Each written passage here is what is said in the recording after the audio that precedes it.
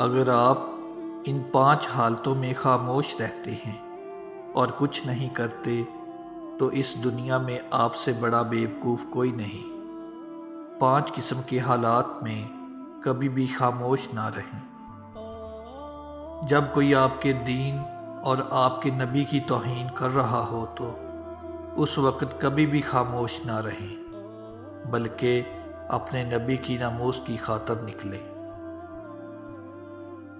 جب کوئی کسی پر ظلم کر رہا ہو تو اس کو بازور بازو روکیں۔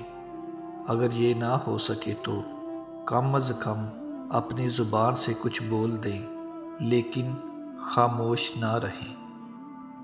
جب کوئی آپ کی عزت اور خود مختاری کو چیلنج کرے تو دشمن کے سامنے چٹان بن کر ڈٹ جائیں، لیکن خاموش نہ رہیں۔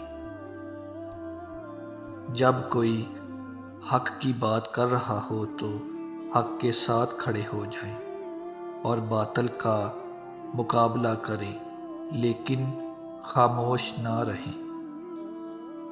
جب 2 لوگ آپس میں لڑ رہے ہوں تو ساتھ کھڑے تماشا نہ دیکھیں، بلکہ روکنے کی کوشش کریں۔ اس وقت آپ کی خاموشی کو آپ کی بیوقوفی سمجھا جائے گا۔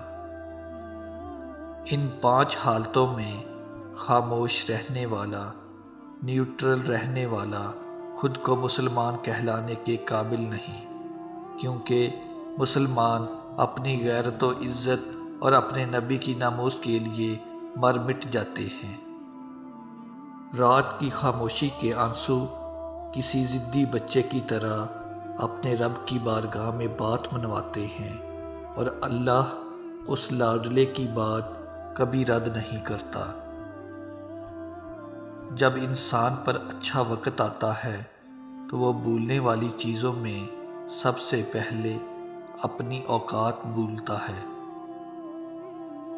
احمق شخص میں بات کو سمجھنے کی صلاحیت کم ہوتی ہے، اس لیے وہ زیادہ بولتا ہے اور کم سنتا ہے۔ انسان کا زوال تب شروع ہوتا ہے جب وہ اپنے مخلص لوگوں سے منافقت شروع کر دیتا ہے۔